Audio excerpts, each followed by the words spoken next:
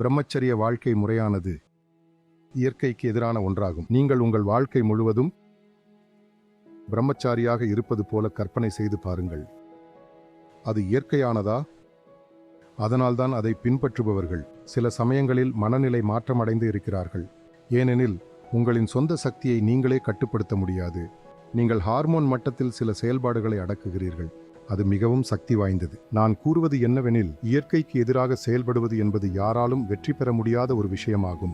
என் இளமை பருவத்தில் நான் 17-16 வயதாக இருந்தபோது அந்த முறையை ஏற்றுக்கொள்வதாக இருந்தேன்.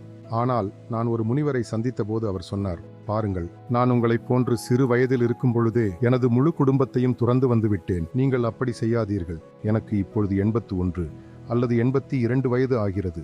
நான் இதை பின்பற்றுவதால் எந்த ஒரு ஆன்மீக நிலையையும் அடையவில்லை. நான் ஒரு பிச்சைக்காரன் போல கிராமத்திலிருந்து கிராமத்திற்கு போகிறேன்.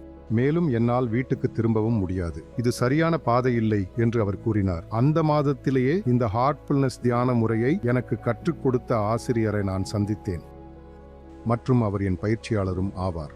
அவர் ஒரு குடும்ப வாழ்க்கை மேற்கொண்ட பெண்மணி ஆவார். நான் துறவரம் பூண்டு சந்நியாசி ஆகி ஒரு பிரம்மச்சரிய வாழ்க்கையை வாழ விரும்புகிறேன் என்று அவரிடம் கூறியபோது, நீங்கள் கடவுளை விட விவேகமானவர் என்று நினைக்கிறீர்களா என்று அவர் சிரித்துக்கொண்டே கூறினார். நீங்கள் என்ன கூறுகிறீர்கள் என்று நான் கேட்டேன். நீங்கள் இறைவனின் படைப்பினை சந்தேகிக்கிறீர்களா என்று கேட்டார். நீங்கள் என்ன கூறுகிறீர்கள் என்று நான் மீண்டும் கேட்டேன். அவர் கூறினார், ஒன்றே போதுமானால் 2 பாலினங்களை படைப்பதற்கு கடவுள் ஒன்றும் முட்டாள் அல்ல. இப்பொழுது உங்களுக்கு புரிகிறதா? நான் ஆம் என்றேன்.